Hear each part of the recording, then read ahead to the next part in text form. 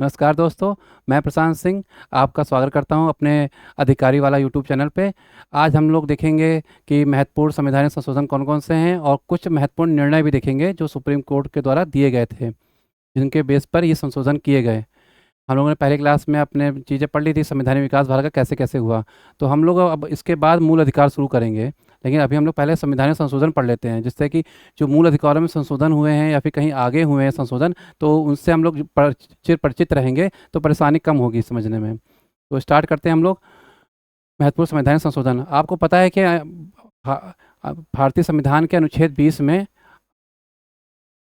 भाग 20 में अनुच्छेद 368 के तहत ये संशोधन किए जाते हैं। संशोधन आप जानते होंगे कि 3 प्रकार के होते हैं, और यदि नहीं जानते तो मैं बताता हूँ। ये 3 प्रकार के होते हैं।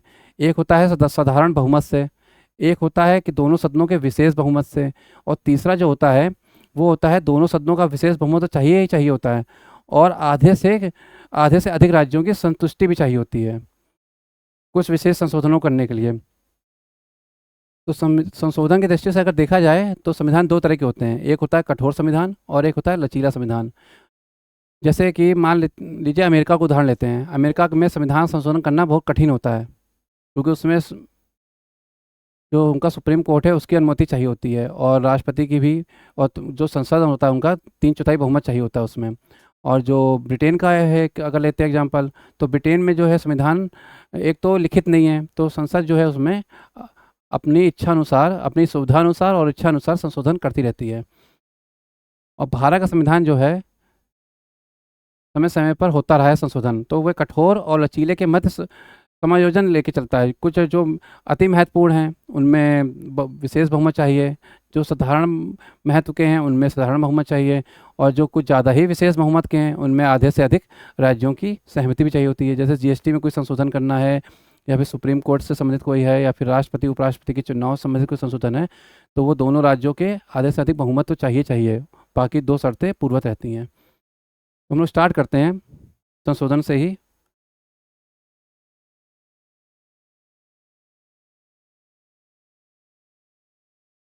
पहला संविधान संशोधन ये हुआ था वर्ष 1951 में।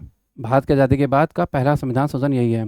कुछ जमींदारी चीज़ों से संबंधित था कि भारत ने कुछ जमींदारी उन्मूलन कानून लागू किए थे। जैसे यूपी भारत में पहला ऐसा राज्य है जिसने जमींदारी उन्मूलन कानून लागू कर दिया था। तो ये भी एक इम्पॉर्टेंट चीज़ है, तो याद रखिएगा। तो इस संशोधन में क्या हुआ था, पहले 1951 में जोड़ा गया, पहली बात तो ये किया गया, और इसमें 9वीं अनुसूची जोड़ी गई थी, 9 शेड्यूल जोड़ा गया था।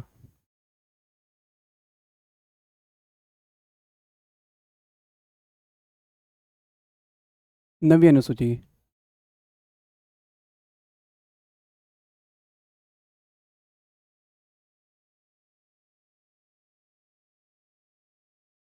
9वीं अनुसूची जोड़ी गई। इसके साथ ही इसमें क्या है, 9वीं अनुसूची में भूमि से संबंधित कानून है। ठीक है, भूमि सुधार से कानून। प्रश्न आता है ये पहले संविधान संशोधन के अंतर्गत कौन सी अनुसूची जोड़ी गई, तो वो है आपकी 9वीं अनुसूची। इसमें 2007 में एक सर्वोच्च न्यायालय ने निर्णय दिया था कि इसमें जो 9वीं अनुसूची में जो कानून रखे गए हैं उनकी न्यायिक समीक्षा की जा सकती है। पहले क्या था कि न्यायिक समीक्षा से बाहर थे कुछ कानून।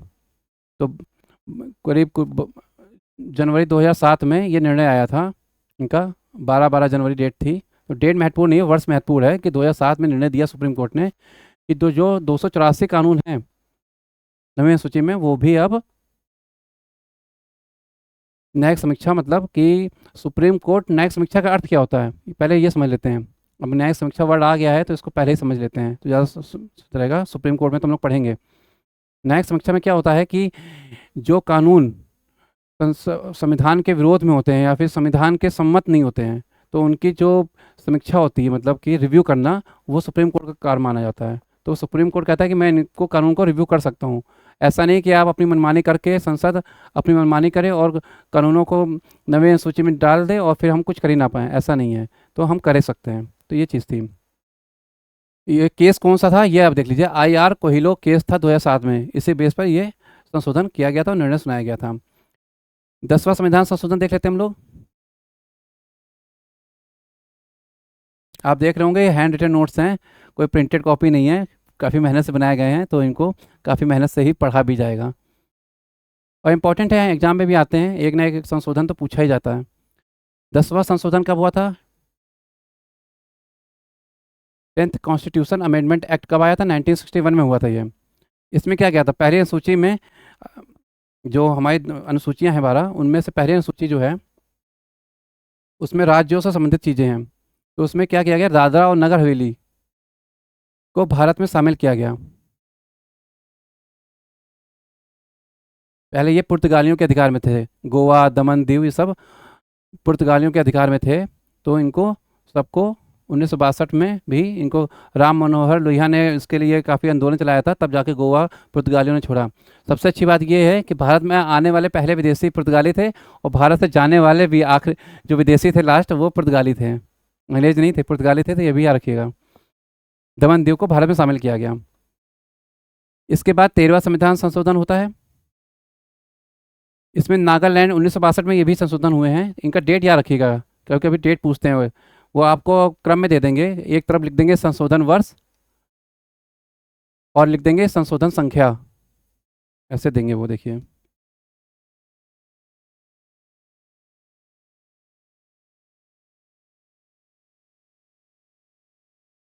एक में देंगे आपको, ऐसे देंगे क्वेश्चन, ये देंगे, एक में लिखेंगे संशोधन वर्ष, वर्ष में आपको दे देंगे 1961, 1972, 1978, 1980, ऐसे वर्ष दे देंगे और दे देंगे संशोधन संख्या।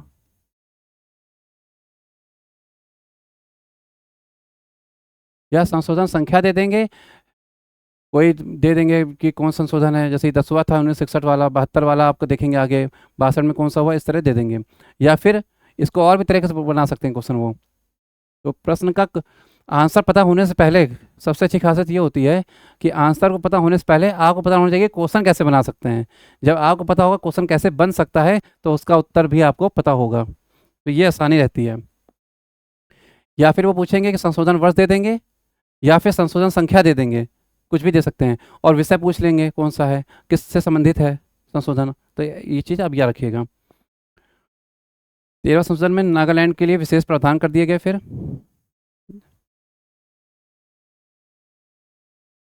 नेक्स्ट देखते हैं, ये 14th है, 14वां संविधान संशोधन, ये हुआ अभी 1962 में।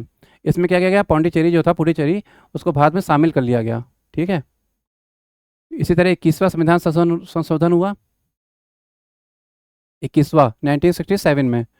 इसमें क्या किया गया, भाषा संबंधित था। इसमें भाग भारत 17 में भाषा संबंधित प्रावधान किए गए हैं। उसमें है कि सिंधी को 8वीं सूची में शामिल किया गया, और ये कौन सी भाषा बनी, 15वीं। ये पूछ सकते हैं कि 1967 में सिंधी को जिस भाषा के कि जिस 8वीं सूची में किस क्रम संख्या के अनुसार शामिल किया गया, तो 15वीं भाषा थी ये। ठीक। फिर हुआ 26 कॉन्स्टिट्यूशन अमेंडमेंट। इसमें राजाओं के प्रीवियस पर समाप्त कर दिए गए। आज़ादी के बाद रियासतों का प्रावधान तो खत्म हो गया, सब विलय कर लिए गए, जमींदारी अनुमोदन कानून भी लागू हो गया। उसके बाद प्रीवियस पर्स क्या होता था, इंदिरा गांधी ने ये समाप्त किया था प्रीवियस पर्स। 1971 में इंदिरा गांधी थी प्रधानमंत्री भारत की। इसमें उनको पेंशन, एक तरह से पेंशन मिलती थी, उनको कुछ पैसा मिलता था, 4 लाख, 5 लाख, 10 लाख, जैसी रियासत होती थी उस हिसाब से। तो इससे क्या हुआ था कि भारत के राजस्व में भी क्षति होती थी, और जो संचित निधि थी उसमें भार पड़ता था, काफ़ी पैसा इस तरह चले जाता था। जानते कितनी रियासतें अंग्रेज बना गए थे, तो इस हिसाब से ये नहीं था। इसी तरह 35वां संविधान संशोधन जो हुआ था 1974 में, 1974 में, इसमें क्या किया गया, सिक्किम को सहराज्य का दर्जा दिया गया। याद रखिएगा, सिक्किम को राज्य का दर्जा नहीं दिया गया था, वो दिया गया था 36 में। इसमें 35th में सिक्किम को सहराज्य का दर्जा दिया गया था, और 10वीं अनुसूची इसमें शामिल की गई थी। ठीक।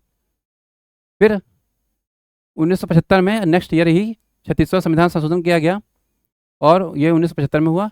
अब क्या किया गया, सिक्किम को पूर्ण राज्य बना दिया गया।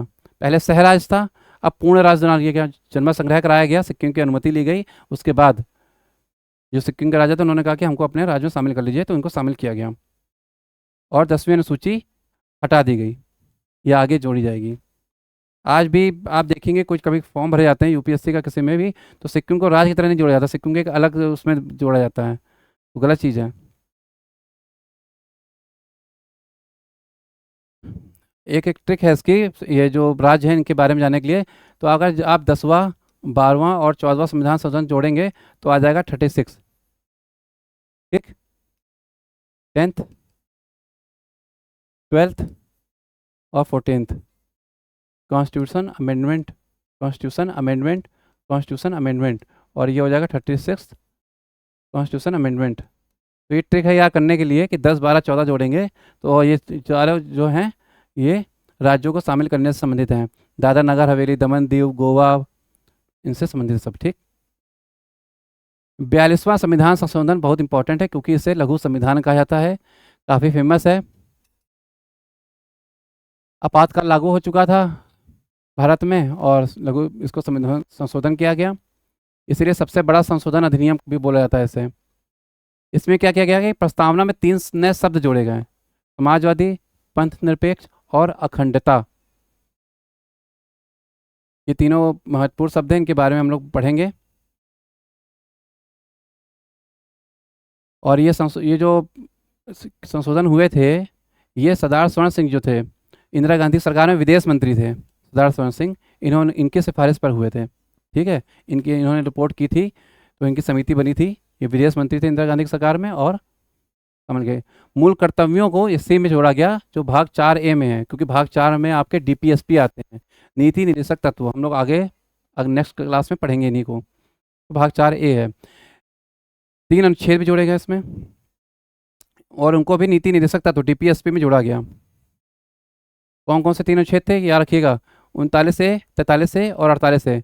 अधिकतर अनुच्छेदों में अगर A लिखा है तो समझ लीजिए कि 42वें संविधान संशोधन की पृष्ठभूमि में ही बने हैं।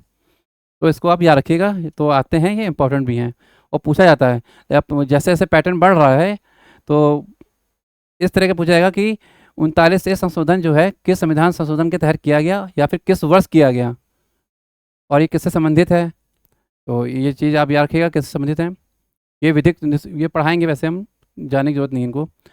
कोरम की व्यवस्था समाप्त कर दी गई। कहते हैं संसद में एक आवश्यक संशोधन या कार्यवाही करने के लिए एक कोरम की आवश्यकता होती है। ऐसा समझिए कि कोई टीचर अपनी क्लास शुरू तभी करेगा जब पर्याप्त संख्या में बच्चे होंगे। अगर बच्चे पर्याप्त नहीं होंगे, क्लास क्या शुरू करेगा वो। अब एक बच्चे के लिए क्लास करेगा, फिर वो बाकी के जो 30 बच्चे हैं उनके लिए क्लास कैसे करेगा। तो इसलिए एक कोरम की सुविधा की गई थी। और जब कोरम की व्यवस्था ही समाप्त कर दी गई, इसका मतलब है मनमानी पूर्ण आचरण करना। एक और संशोधन किया गया, ये संविधान में संशोधन किया जाएगा तो न्यायालय जो है उसे चुनौती नहीं दे सकता। कोई न्यायालय की शरण में नहीं जा सकता कि यह संशोधन क्यों किया गया। तो ये भी एक गलत चीज़ थी। इसी तरह लोकसभा का कार्यकाल जैसे 5 वर्ष होता है हम लोग के समय, 19 जब ये संशोधन हुआ अपना 42वां, तो इसमें 6 वर्ष कर दिया गया। तो इसीलिए कहते हैं कि ये जो लोकसभा थी 5वीं, ये सबसे बड़ी लोकसभा थी। और राष्ट्रपति पर मंत्रिमंडल की सलाह मानने के लिए बाध्य कर दिया गया। भाई राष्ट्रपति के हस्ताक्षर जरूरी है ना संशोधन में। तो पहले क्या था, करता था राष्ट्रपति, कुछ अपने पास रोक लेता था, कुछ कर लेता था किसी तरह। लेकिन अब इसमें क्या किया गया कि आप इनकी सलाह की जरूरत ही नहीं है, हम आपको भेजेंगे संशोधन करने के लिए, आप संशोधन करेंगे, खत्म कहानी। तो ये लिखा भी हुआ है इसमें, वर्तमान में ये प्रभावी नहीं है। ये तीनों प्रभावी नहीं है वर्तमान में। देख लीजिए कौन कौन से प्रभावी नहीं है, मैं बता देता हूँ, देख लीजिए। एक तो ये प्रभावी नहीं है, एक ये प्रभावी नहीं है, और एक ये प्रभावी नहीं है, और एक ये प्रभावी नहीं है। तो वर्तमान में ये 4 जो हैं प्रभावी नहीं है। ठीक, तो इनको ऐसे कर देते हैं ना, तो ज़्यादा आसानी रहेगी आपको। ठीक, तो ये प्रभावी नहीं है, इसे याद भी कर सकते हैं। और तो अगर ऐसे आते हैं 42वें में ऑप्शन में, तो आप पूछ सकते हैं कि 42वें संविधान संशोधन में के अंतर्गत कौन कौन से संशोधन शामिल हैं या शामिल नहीं हैं। ऐसे प्रश्न पूछा जा सकता है, तो ये चीज़ याद रखिएगा आप। नेक्स्ट देखते हैं। इसके बाद हुआ एक, जब बीजेपी की सरकार आई 1970 में, मोरारजी देसाई आए, तो मोरारजी देसाई कह रहे हैं, जो 44वां संविधान संशोधन अधिनियम हुआ, भाजपा की सरकार जब आई, जनता दल की सरकार आज जब आई, जनता दल थी उसमें, भाजपा तो था नहीं, जनता दल की सरकार जब आई तो उन्होंने संशोधन किया। इसे कहते हैं 42वें संविधान संशोधन के घाव का उपचार उपचार किया गया, साइड इफेक्ट बोल सकते हैं, है ना। तो उन्होंने बस जो प्रभावी नहीं थे उन्हीं इसी की वजह से प्रभावी नहीं है, ये समझ लीजिए। मैंने जो अभी 4 पॉइंट लिखवाए हैं कि कोरंग की व्यवस्था, राष्ट्रपति को बाध्यता के लिए बाध्य करना, ये सब चीज़ें वर्तमान प्रभावी नहीं इसी संशोधन के अधिकर्म में। तो ये 1978 में संशोधन हुआ। पहले तो ये डेट याद रखिएगा, पूछा भी जाता है, पूछा गया भी है ये, इसलिए कि कब हुए हैं संशोधन वर्ष। संशोधन संख्या और संशोधन वर्ष हमेशा पूछा जाता है।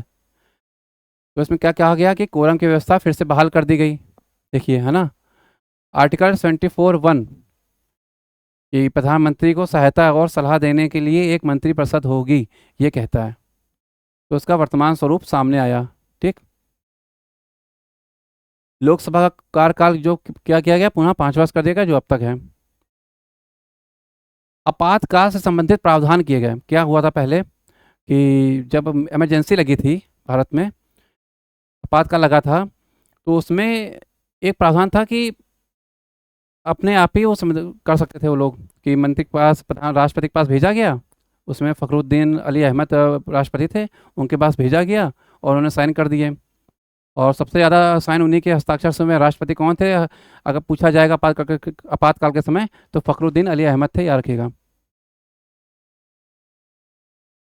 तो इसमें प्रावधान किया गया कि मंत्रिमंडल की लिखित सिफारिश का प्रावधान किया गया, पहली चीज़ तो याद रखिएगा। और आंतरिक अशांति, जो आपातकाल लगाया गया था आंतरिक अशांति के आधार पर लगाया गया था, तो ऐसा कहा गया इन्होंने, ऐसा है कि आंतरिक अशांति पर नहीं लगेगा, अब लगेगा सशस्त्र विद्रोह के आधार पर।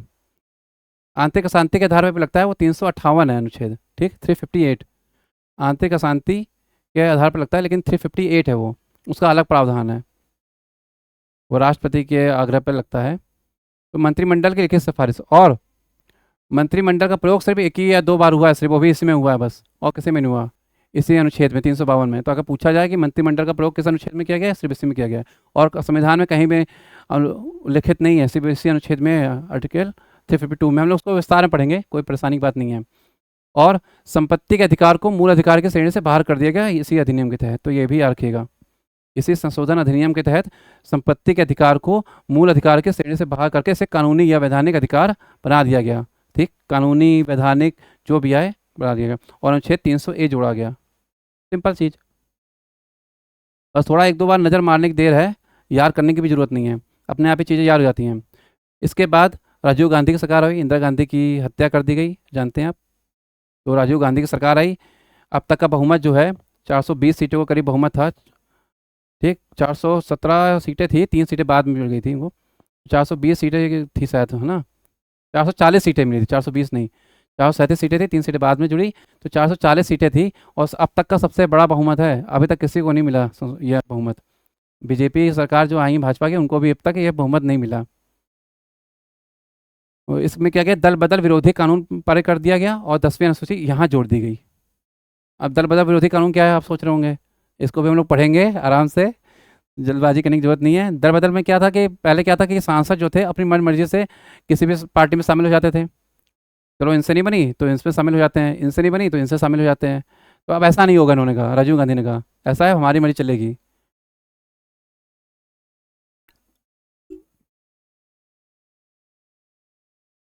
उन्होंने कहा कि हमारी मर्जी चलेगी।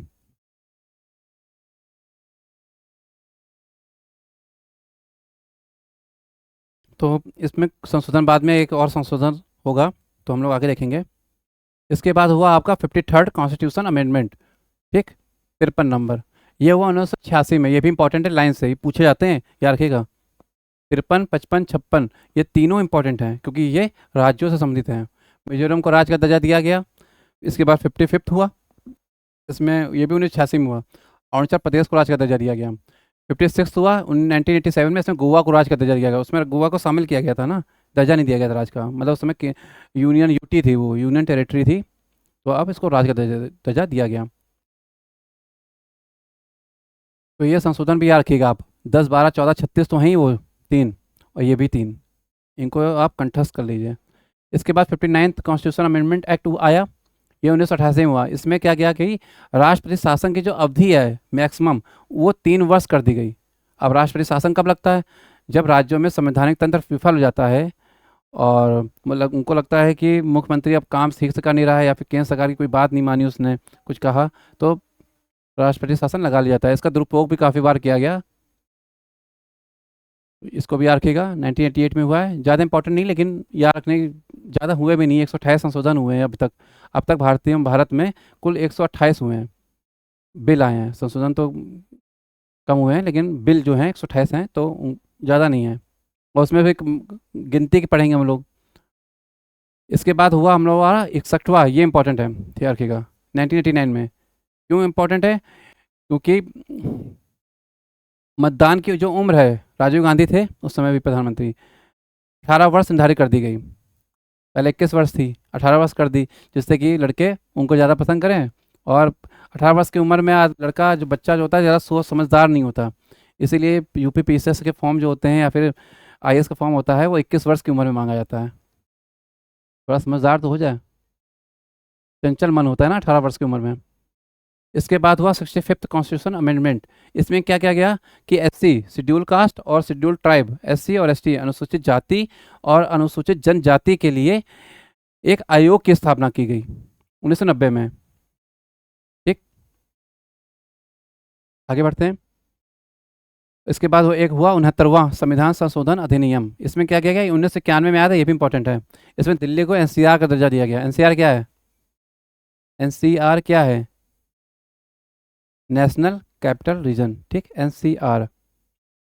अब दिल्ली एनसीआर में यूपी का नोएडा भी आता है, बागपत भी आता है, हरियाणा के कुछ जिले हैं, राजस्थान का अलवर है जैसे, ये सब शामिल हैं। ये सब अनुसूची एक में ही हैं। ठीक, तो इनको पढ़ेंगे हम लोग। फिर इसके बाद आया 71वां संविधान संशोधन अधिनियम 1992 में। इसमें क्या क्या किया गया, जो हम लोग ने पहले पढ़ा था, भाषा में 8वें सूची में हिंदी जोड़ी गई थी 15वीं भाषा के रूप में। अब ये आ गई 3 भाषाएं और जोड़ी गई, कोंकणी, मणिपुर और नेपाली। याद रखिएगा, ये भी इंपॉर्टेंट है, पूछा जाता है। कोंकणी, मणिपुर और नेपाली। वो 21वां था। ठीक, सिंधी आई थी 21वें में। ठीक है, एक मिनट यहाँ ही लिख देता हूँ जिससे कि रिकॉल जल्दी हो जाएगा। जो सिंधी भाषा है वो हुआ था 21वां, 21st कॉन्स्टिट्यूशन अमेंडमेंट। ठीक है, एक्ट। ठीक,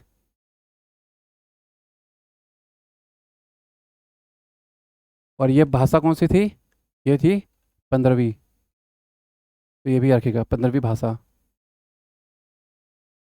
ठीक है, तो इसको भी याद रखिएगा, इंपॉर्टेंट है, पूछे जाते हैं, इसलिए मैंने लिख दिया।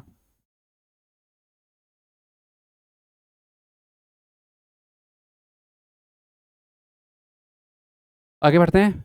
कोंकणी, मणिपुर और नेपाली शामिल की गई थी, इनको याद रखिएगा। नेक्स्ट देखते हैं 73rd कॉन्स्टिट्यूशन अमेंडमेंट। ये 1993 में आया। जानते हैं आप कि 24 अप्रैल को पंचायती राज दिवस हम लोग मनाते हैं। डेट याद रखिएगा, ये 1992 में हुआ। बिल जो था ये 1992 में आया, लेकिन संशोधन जो है 1993 में हुआ था। ठीक है, जिस दिन बिल आता है, बिल अलग होता है। एक होती है बिल और एक होता है संशोधन अधिनियम। पहले बिल आता है, उसके बाद जब राष्ट्रपति के हस्ताक्षर शामिल हो जाते हैं, गजट में शामिल हो जाता है, तो क्या होता है, वो बिल एक्ट बन जाता है। पहले क्या आएगा, बिल। ठीक है, पहले क्या आता है, बिल। जब राष्ट्रपति इसमें हस्ताक्षर कर देते हैं, अप्रूव दे देते हैं अपना, अब क्या हुआ, राष्ट्रपति हस्ताक्षर। ठीक, तो क्या बन गया अब, ये एक्ट। समझे? ये अभी आप देखेंगे इसके प्रभाव कैसे पड़े हैं। तो ये 92 में आया, पंचायती राज को संवैधानिक दर्जा दिया गया और अनुच्छेद 243 जोड़ा गया। ठीक, और फिर काफ़ी प्रावधान किए गए और 11वीं अनुसूची जोड़ी गई। तो इसको याद रखिएगा, 11वीं अनुसूची जोड़ी गई थी 73वें संविधान संशोधन अधिनियम के तहत, 11वीं अनुसूची।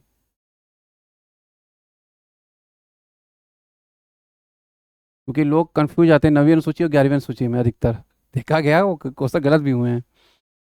और हम लोग आगे अब देखते हैं 74th कॉन्स्टिट्यूशन अमेंडमेंट एक्ट। क्या है ये? 1992 में हुआ था ये 1993 में लागू हुआ। ठीक है, दोनों हुए थे उसी दिन, लेकिन लागू ऐसे हुए। नगरीय निकायों को संवैधानिक दर्जा दिया गया। ठीक, और 12वीं में जोड़ी गई। ऐसे पंचायती राज थे, पंचायती भारत में पहले से था, अंग्रेजों के बाद ये व्यवस्था समाप्त हुई थी ना, पहले तो थी। तो इसमें 12वीं सूची जोड़ी गई। नागरिकों के लिए कुछ प्रावधान किया गया नगर के, इसमें इसी के अंतर्गत हम लोग नगर पालिका परिषद, ठीक, ये सब चीज़ें देखते हैं हम लोग। तहसील तहसील सब इसी के अंतर्गत आती हैं, जिला तहसील। इसके बाद हुआ 79th कॉन्स्टिट्यूशन अमेंडमेंट एक्ट 1999 में। होता है लोकसभा और राज्यसभा में SC ST के आरक्षण संबंधित है ये, ठीक। बस, ज़्यादा महत्वपूर्ण तो नहीं, लेकिन पूछ लिया जाता है कभी, तो इसलिए याद करना जरूरी है। इनका सन तो नहीं पूछते, लेकिन ये पूछ लेते हैं कभी कभी। मिलान जब आपको मैचिंग देते हैं ना, तो एक या दो संशोधन ऐसे दे देंगे जो पता ही नहीं होंगे आपको जल्दी, मतलब कम फेमस होंगे, क्योंकि वो बार बार रिपीट होते नहीं हैं, तो कम फेमस होते हैं। ये बाकी सारे संशोधन एक ना एक बार कभी ना कभी किसी ना किसी एग्जाम में पूछे जरूर गए होंगे, और यूपी में तो पूछे ही गए हैं। इसके बाद हुआ 84वां 84th, ये हुआ 2001 में। ये इंपॉर्टेंट है। क्यों इंपॉर्टेंट है? क्योंकि 2026 आने वाला है, एक साल बाद। लोकसभा और राज्य विधानसभाओं के जो उनका प्रतिनिधित्व है वो समान रहेगा। इसका मतलब क्या है? इसका मतलब है कि जो जनगणना हुई उसमें अभी जोड़ा नहीं गया है। 2011 की जनगणना के अनुसार नहीं है, अभी अभी ये सब चीज़ें 1991 की जनगणना के अनुसार चलती हैं, ये जो सिस्टम है, ठीक। 2001 की जनगणना के अनुसार, सॉरी। तो ये चीज़ है। तो जैसे सीटें जो अभी 500 है ना, जैसे 545 सीटों की व्यवस्था है, बाद में ये सीटें बढ़ेंगी, है ना, ये बढ़ेंगी, इसलिए ये सिस्टम किया गया है। आगे बढ़ते हैं हम लोग।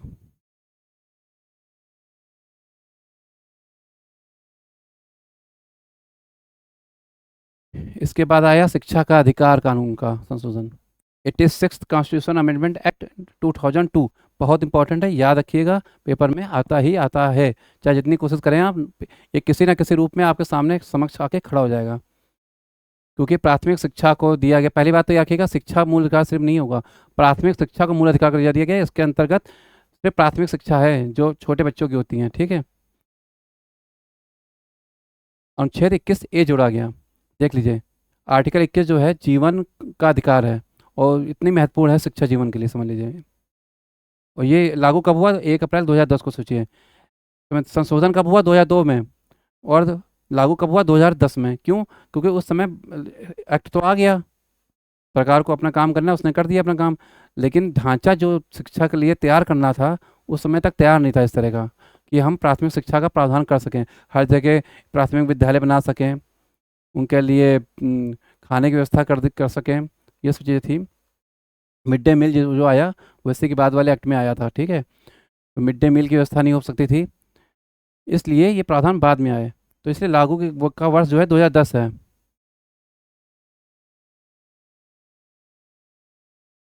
इसके अंतर्गत एक और कानून जोड़ा गया है, 19 मूल कर्तव्य में जोड़ा गया है ये, अनुच्छेद 51A शामिल एक नया मूल कर्तव्य है। क्या है इसमें? 6 से 14 वर्ष बच्चों की शिक्षा का है माता पिता का कर्तव्य है, बस ये बोला गया इसमें। तो ये कम से कम नहीं तो 6 से 14 वर्ष के बच्चों के जो कर्तव्य, माता पिता का तो कर्तव्य हो शिक्षा के लिए, कर्तव्य याद रहना जरूरी है, इसलिए इसे मूल कर्तव्य बोला गया है। एक बार किसी परीक्षा में मूल कर्तव्यों के बारे में पूछ लिया गया था कि किस कम संख्या में मूल कर्तव्य हैं, जो 10 मूल कर्तव्य हैं, 11 मूल कर्तव्य हैं जो हमारे, उनसे पूछ लिया गया था, उनका क्रम पूछ लिया गया था, 7वां मूल कर्तव्य कौन सा है, छठा कौन सा है। तो ये भी चीज़ इंपॉर्टेंट हो जाती है। अब देखते हैं हम लोग 89th कॉन्स्टिट्यूशन अमेंडमेंट कौन सा है? ये 2003 में हुआ। पहले क्या हुआ था संशोधन जो हम लोग ने देखा था, उसमें था कि SC ST के लिए एक आयोग की स्थापना की गई थी। अब इसमें क्या किया गया है कि SC ST के लिए एक पृथक आयोग की स्थापना की गई, दोनों के लिए अलग अलग, SC के लिए अलग और ST के लिए अलग। अब देखते हैं हम लोग 91वां संविधान संशोधन अधिनियम, इंपॉर्टेंट है, देखिए। अब इसमें क्या कि 2003 में हुआ था, ये बताया था ना कि जो 52 था उसमें दर बदल शब्द शामिल किया गया था, अब इसमें दर बदल शब्द समाप्त कर दिया गया, ठीक, शब्द समाप्त। और मंत्रियों की संख्या निर्धारित कर दी गई, ऐसा है कि मंत्री इतने रहेंगे सिर्फ। केंद्र में लोकसभा में जो हैं मंत्री, कुल 15% से अधिक नहीं हो सकते हैं, जो सदस्य हैं कुल उनका 15%।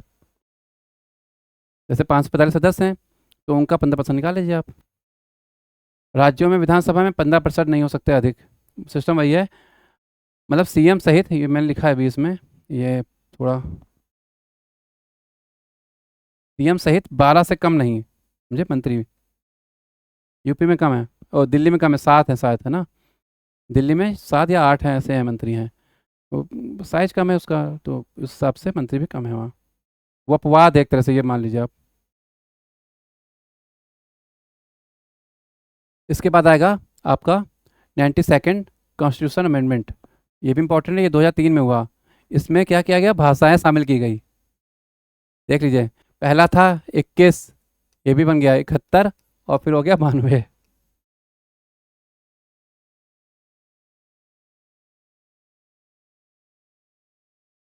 31, 71, 92। सिंधी आई, नेपाली, मणिपुर, कोंकणी आई। अब इसमें आगे डोगरी, मैथाली, मैथी, संथाली, बोडो। ठीक, ये सिंधी है, सिंधी। इसमें क्या हुआ था, नेपाली,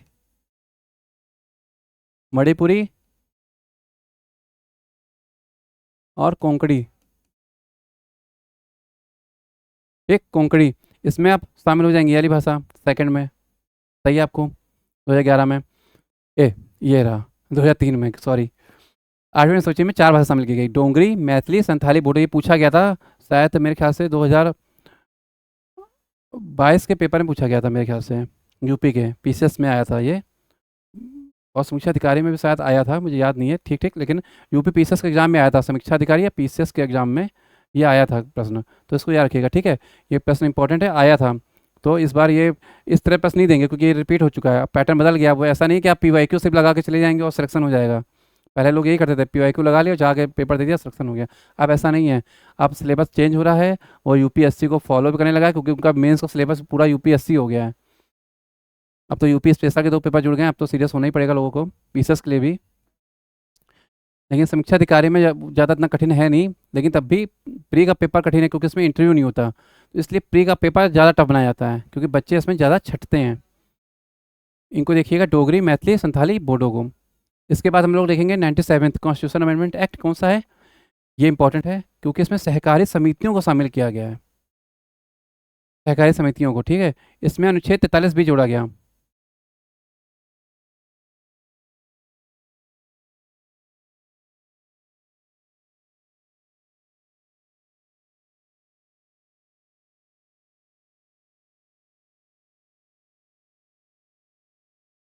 ये 43 बी जोड़ा गया है, ठीक है यार, रखिएगा। अब इस अनुच्छेद में कितने हो गए, एक तो हम 43 नंबर है, फिर इसके बाद आएगा 43A, फिर 43B। इसका मतलब कि 2 पहले हैं, ठीक है। और एक भाग 9 भी जोड़ा, 9B जोड़ा गया है, ये भी रखिएगा, 9B, 9B जोड़ा गया है। अब भाग 9B सोचिए किस में है। आगे बढ़ते हैं, 100 में आ गए, 100वां संविधान संशोधन अधिनियम।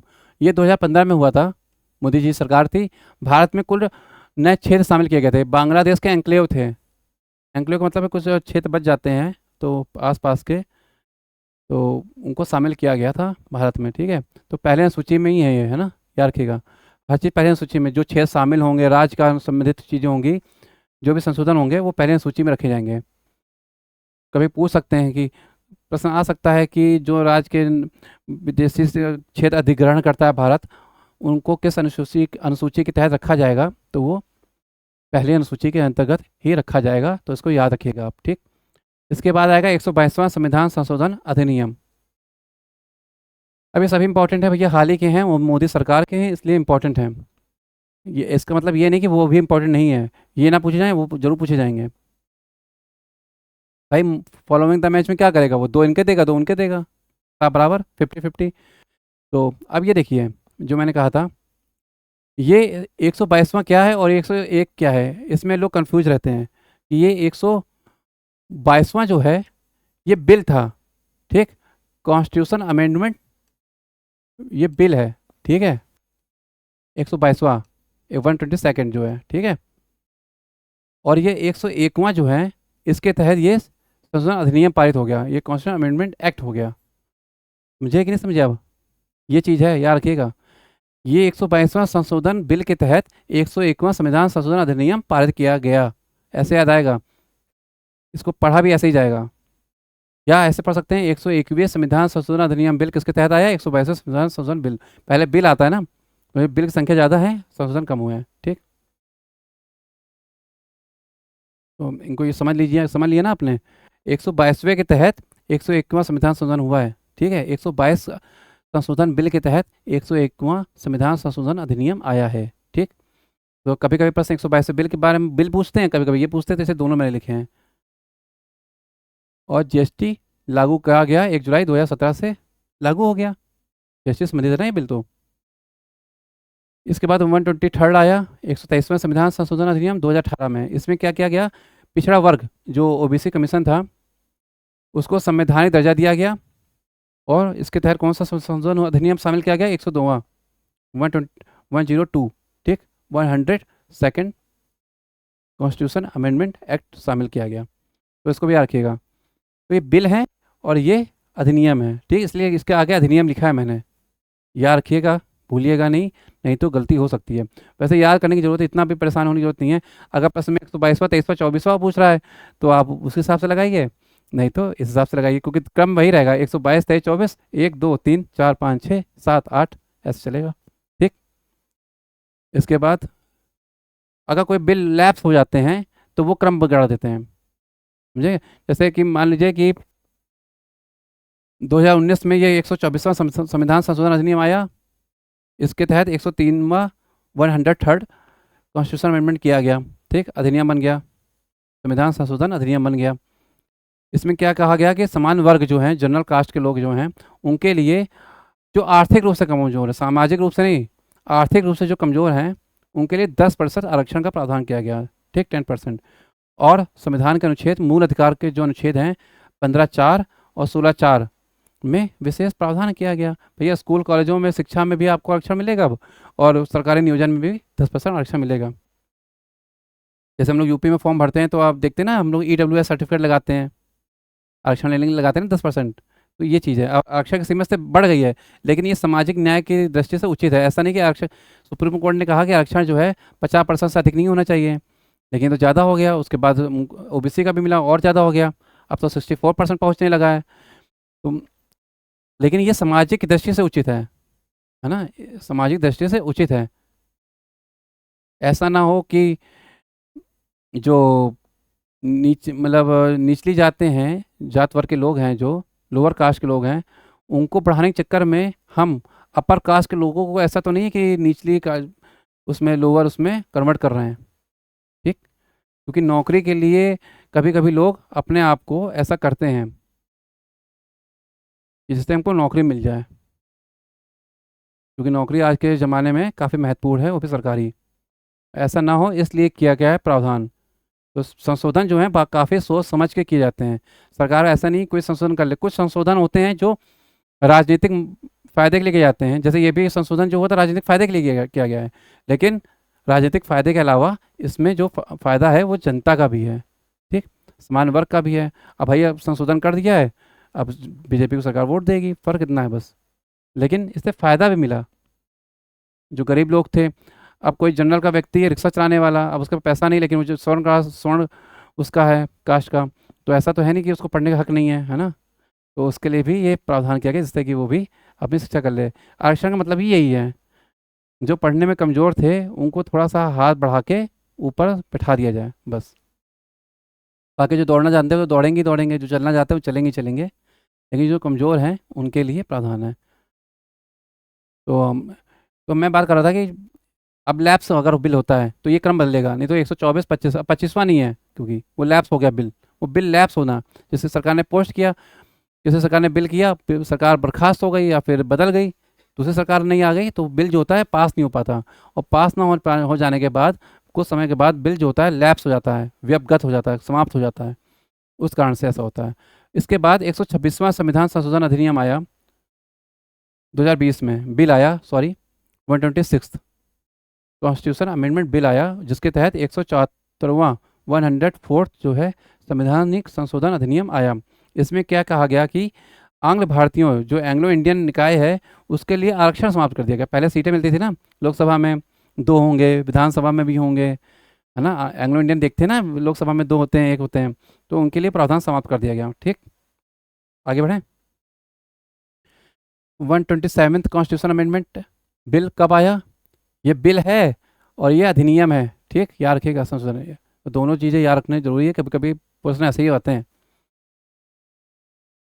इसमें क्या किया कि राज्यों की ओबीसी निर्धारण की शक्ति पुनः बहाल की गई।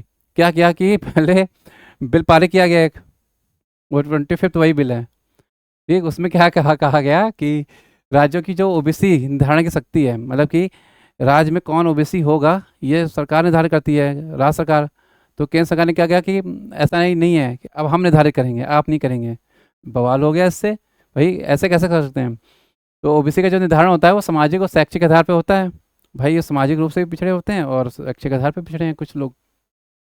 पहले होते थे, अब तो शायद नहीं है, कुछ लोग हैं, बाकी आरक्षण तो मिल ही रहा है सबको। तो ओबीसी निर्धारण की शक्ति बहाल कर दी गई। इससे फायदा मिलता है सरकार को राजनीतिक तौर पे, इसलिए किया गया, ठीक। इसके बाद हुआ 128वां संविधान संशोधन अधिनियम। इसके तहत क्या हुआ, ये 2023 में आया, यही हुआ अभी तक लास्ट, ठीक। तो 128वां संविधान संशोधन बिल आया है, तो 128 संशोधन हो चुके हैं। और कौन सा अधिनियम है ये, 106वां संविधान संशोधन अधिनियम है, ठीक। ये महिला आरक्षण संबंधित है, वही है ये नारी शक्ति मंदन विधेयक, ठीक। कि 1/3 सीटें जो हैं लोकसभा और राज्यसभा और राज्य विधानसभाओं में दी जाएंगी, ठीक। दोनों में लिखा हुआ मैंने अलग अलग, तो इसको याद करिएगा। विधेयक कौन सा है, नारी शक्ति वंदन अधिनियम के नाम से जाना जाता है। अब आपने इतना पढ़ लिया, बाकी तो आपने अनुच्छेद कौन से जोड़ेगा इसका प्रावधान पढ़ा नहीं, और हो गया गड़बड़ घोटाला। तो अनुच्छेद ये भी इंपॉर्टेंट है, ठीक। पढ़िए तो पूरा पढ़िए, न तो ना पढ़िए।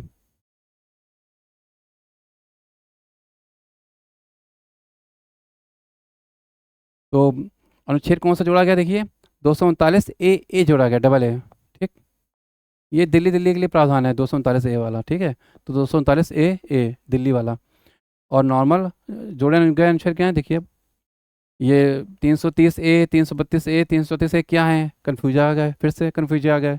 कन्फ्यूजन नहीं होना है, ये जो है लोकसभा राज्यसभा विधानसभा से संबंधित अनुच्छेद है, ठीक है। तो याद रखिएगा कि इसमें आरक्षण दिया जाता है ना 330 ए के तहत, तो वो है ये, ठीक है। SC SC ओबीसी के लिए भी आरक्षण SC SC के तहत होते हैं, तो इसलिए याद रखिएगा 330 ए, 332, 334, ठीक। राज्यसभा, लोकसभा और विधानसभा के लिए। आगे बढ़ते हैं हम लोग। वाह, समाप्त हो गया संशोधन तो उतने संशोधन थे। अब इसके बाद हम लोग कुछ चीज़ें देखेंगे जो सुप्रीम कोर्ट के निर्णय हैं कुछ महत्वपूर्ण, वो उनको देखेंगे। ज़्यादा निर्णय नहीं है, 5 6 या 7 होंगे बस, से ज़्यादा नहीं है, क्योंकि इंपॉर्टेंट है, पेपर में पूछे जाते हैं। और आगे जब हम लोग पॉलिटी पूरी पूरी तरह शुरू करेंगे, प्रस्तावना पढ़ेंगे, मूल अधिकार पढ़ेंगे, तो उसमें ये काम आएंगी। देखते हैं हम लोग, शंकरी प्रसाद मामला 1951 में, स्वतंत्रता के बाद पहला मामला था ये। इसमें क्या कहा, देखिए सुप्रीम कोर्ट ने इसने क्या कहा, देखिए अब आप ये देखिए कि मेच्योरिटी की सीमा देखिए। सुप्रीम कोर्ट भाई, हर व्यक्ति मेच्योर होता है एक समय के साथ। उस समय समय कहते हैं कुछ जो कानून आते हैं वो समय के अनुसार आते हैं, इसीलिए संशोधन जो होते हैं संविधान समय के अनुसार करते हैं संविधान में। अगर ऐसा ना हो तो संविधान जो कैसा होगा, जड़ जैसा हो जाएगा, रिजेक्ट हो जाएगा, ठीक। क्या हो जाएगा, जड़, रिजेक्ट हो जाएगा। तो शंकरी प्रसाद मामला क्या था, एक केस चला इसमें, तो मूल अधिकारों से संबंधित था, वही प्रॉपर्टी से संबंधित केस थे सब। इसमें कहा गया कि संसद जो है, सुप्रीम कोर्ट ने कहा कि संसद जो है मूल अधिकारों में संशोधन कर सकती है, ठीक। ये पहला मामला आया। इसके बाद 1967 में मामला आया, गोलकनाथ मामला, फेमस है, आपने पढ़ा भी होगा। इसमें कहा गया कि संसद जो है मूल अधिकारों में संशोधन नहीं कर सकती, याद रखिएगा, इसमें कहा गया नहीं कर सकती। और एक और मामला था मूल अधिकारों और नीति निर्देशक तत्व से संबंधित, कि मूल अधिकारों को कम नहीं किया जा सकता टीपीएसपी को लागू करने के संदर्भ में। मतलब कि ऐसा नहीं कि आप नीति निर्देशक तत्वों को लागू कर रहे हैं, अच्छी बात है, राज्य अपनी सुविधा अनुसार इनको लागू करे, लेकिन इसके लिए आप मूल अधिकारों को कम कर दें, वो नहीं किया सकता। अनुच्छेद 13 में कहा गया है कि इनको आप कम नहीं किया जा सकता, ठीक, मूल अधिकारों को अनुच्छेद 13 में। तो अभी हम लोग पढ़ेंगे ही, अब अगला चैप्टर वही है नेक्स्ट क्लास में, ये चीज़ है, ठीक। इसके बाद और मेच्योर हुआ, पहले कम मेच्योर था सुप्रीम कोर्ट, इसके बाद और मेच्योर हुआ, फिर इसके और मेच्योर हुआ। समय के अनुसार चीज़ें बदलती हैं, ये दिखाया गया देखिए इसमें, इसलिए मैंने तीनों एक साथ लिखे हैं। इसमें कहा गया केशवानंद भारती मामला था, एक तो प्रस्तावना समझ था, ये प्रस्तावना देखिए संविधान का अंग है। पेरूबारी मामला एक आया था 1960 में, मैंने उसको भी लिखा है यहाँ पे नीचे। तो उसमें कहा गया, सुप्रीम कोर्ट ने कहा कि प्रस्तावना जो है संविधान का अंग नहीं है, ठीक। और इसमें संशोधन किया जा सकता है, ये कहा। अब क्या कहा कि प्रस्तावना संविधान का अंग है, इसमें संशोधन नहीं किया जा सकता। और सबसे बड़ी संवैधानिक पीठ थी केशवानंदन भारती मामला। 13 न्यायाधीश थे, पूछा भी जाता है सबसे बड़ी संवैधानिक पीठ कौन सी थी, केशवानंदन भारती मामला। केस हार गए थे। ये कोई जमीन वाला केस था इनका भी, कानूनी अधिकार बना दिया गया था, तो उससे संबंधित केस था। इस लिखा भी मैंने, केशवानंदन केस हार गए थे, कभी पूछ लिया जाए तो कैसे काम आएगा, तो मैंने इसको भी लिख दिया। लोग सोचते होंगे ना कि ये सुनाया गया इतना फैसला तो शायद केशवानंद भारती मामले के नाम से जीत गए होंगे, तो जीत पे लगा दिया। नहीं, केशवानंद भारती मामला हार गए थे, लेकिन सुप्रीम कोर्ट ने और चीज़ें भी जोड़ी ना उससे संबंधित। अब इसमें कहा सुप्रीम कोर्ट ने कि संसद जो है मूल अधिकारों में संशोधन कर सकती है, लेकिन किंतु परंतु संविधान का जो मूल ढांचा है वो क्षतिग्रस्त नहीं होना चाहिए। मतलब कि आप उसके मूल ढांचे को कुछ नहीं छू सकते हैं, वो जैसा का है वैसा ही रहेगा। समझ रहे हैं आप इसका मतलब क्या है? कि पिताजी ने कहा कि बेटा तुम घर में कुछ भी करो तोड़ फोड़, हमें कोई मतलब नहीं है, लेकिन जो घर का ये ढांचा है ना, ये ऐसा ही रहना चाहिए। अंदर तुम कुछ भी कर लो उसमें, लेकिन जो बाहर से इसका मूल ढांचा है ना, इसमें कुछ नहीं होना चाहिए। समझे बात को? ये बात है। तो पिताजी ने बेटे से कहा कि बेटा आप मकान बनाइए जैसे आपको बनाना है, जैसी सहूलियत है। पहले किचन ऐसे थी, बाथरूम ऐसा था, कमरे ऐसे थे, कलर ऐसा था, प्रिंटिंग ऐसी थी, टीवी कहीं और लगी थी, अब कहीं और लगेगी, सीलिंग फैन ऐसे थे, कूलर एसी के लिए जगह बनाई गई। लेकिन आप अंदर कुछ भी करिए, लेकिन बाहर का जो मूल ढांचा है, जो उसकी मजबूती है, उसको आप नहीं छू सकते हैं, क्योंकि वो बेसिक चीज़ है। ढांचा मतलब क्या है? बेसिक चीज़, उसको आप कम नहीं कर सकते हैं। इसलिए ये चीज़ इंपॉर्टेंट है, याद रखिएगा। ठीक, आगे बढ़ते हैं हम लोग। मेनका गांधी मामला, ये इंपॉर्टेंट मामला है, ये जीवन के अधिकार से संबंधित है। ठीक है, इसमें कहा गया, सुप्रीम कोर्ट ने कहा व्यक्तिगत स्वतंत्रता जो है की बात रखी। इनका पासपोर्ट जब्त कर लिया गया था, मेनका गांधी का ना, तो ये उन्होंने केस किया, भाई ऐसा कैसे कर सकते हैं आप? तो कहा कि अनुच्छेद 21 के तहत किसी को उसकी स्वतंत्रता से वंचित नहीं किया जा सकता। ऐसा करते समय अनुच्छेद 14 और 19 को ध्यान में रखा जाए। अनुच्छेद 14 विधि के समक्ष समानता का अधिकार है। अनुच्छेद 19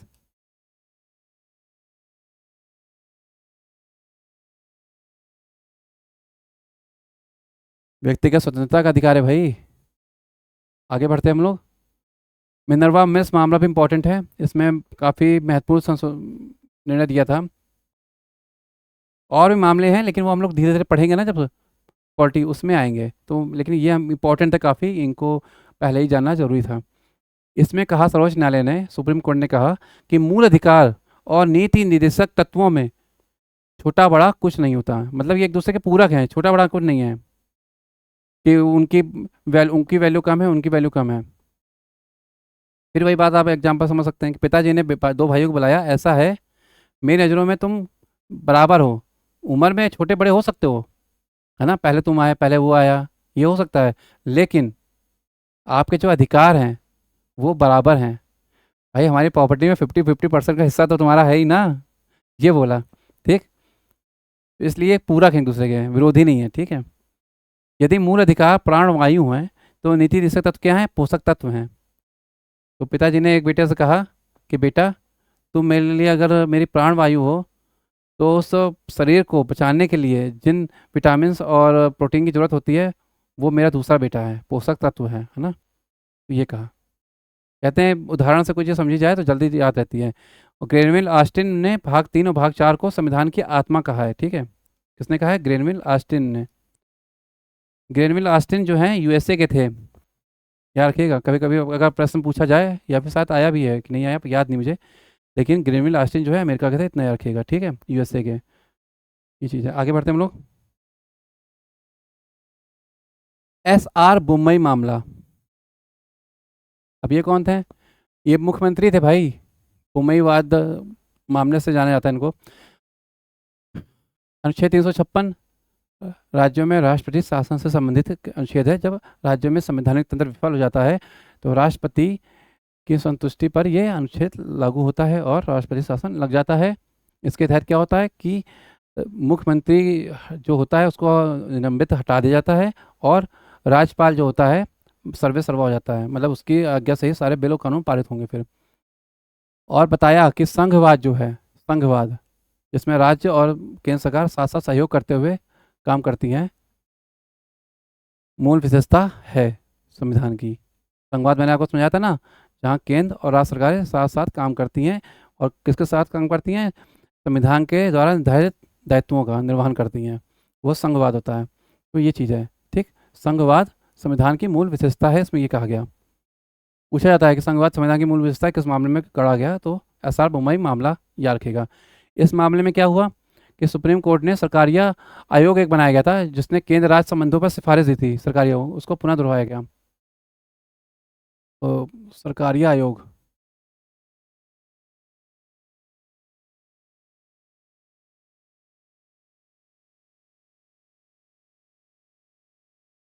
ये रंजीत सरकारिया थे, रंजीत सिंह सरकारिया, ठीक, रंजीत सरकारिया, रंजीत नाम इनका, ठीक। तो उनके नाम से है रंजीत सरकारिया आयोग जो है। ये इन्होंने रिपोर्ट दी थी केंद्र राज्य संबंध से, केंद्र राज्य। ये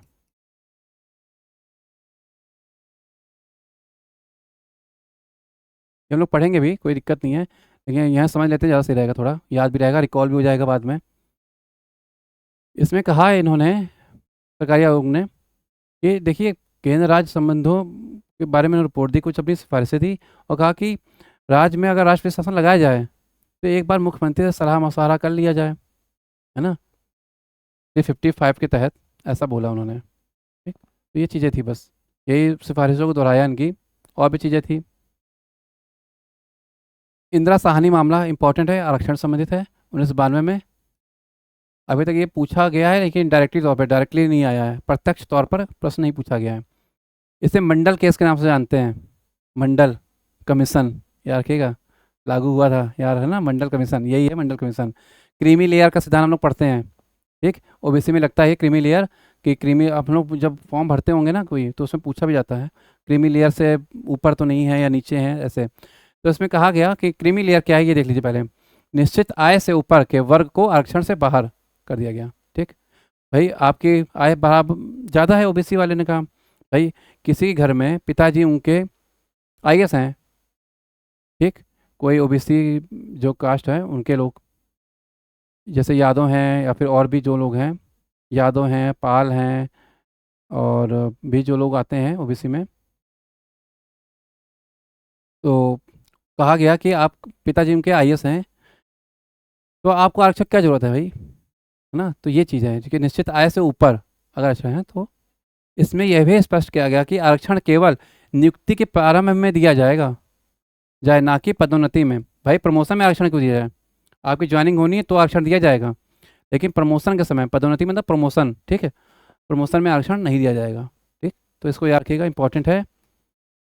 और इसको तो मतलब ये संशोधन इसलिए बताया, ये भी एक फ़ायदा था कि समीक्षा अधिकारी एग्जाम में निबंध का पेपर होता है मेंस में, तो उसमें आप यूज कर सकते हैं अगर कोई पॉलिटिकल चीज़ें पूछी जाती है तो, ठीक। आगे देखते हैं, विशाखा दिशा निर्देश क्या है। कार्यस्थल पर यौन उत्पीड़न संबंधित है, 1997 में किया गया था ये, ठीक। उस समय जब तक ये लागू नहीं हुआ, कानून लागू नहीं हुआ, तब तक विशाखा दिशा निर्देश के नाम से ही जाना गया। इस बार तो कानून बन गया अब तो। लैंगिक समानता, जीवन, व्यक्तिगत स्वतंत्रता के अधिकारों का उल्लंघन हुआ, अब लैंगिक समानता भाई जरूरी है। जीवन और व्यक्तिगत, अनुच्छेद 21 और अनुच्छेद 19 के अधिकारों का उल्लंघन ना हो, उसके लिए 2013 में इसके लिए संसद ने कानून पारित कर दिया, ठीक। उसके पहले तक ये विशाखा दिशा निर्देश के नाम से जाना जाता है। पूछा जाता है किससे संबंधित है विशाखा दिशा निर्देश, अभी भी यही पूछा जाता है, विशाखा दिशा निर्देश किससे संबंधित है, तो कार्यस्थल में यौन उत्पीड़न संबंधित है, ठीक। जो महिलाएं काम करती हैं रात के समय, तो टीजिंग हो या फिर कुछ चीज़ें होती हैं, बदतमीजी हो, तो ऐसा ना हो, इसके लिए कानून लागू किया गया और कुछ दिशा निर्देश दिए गए।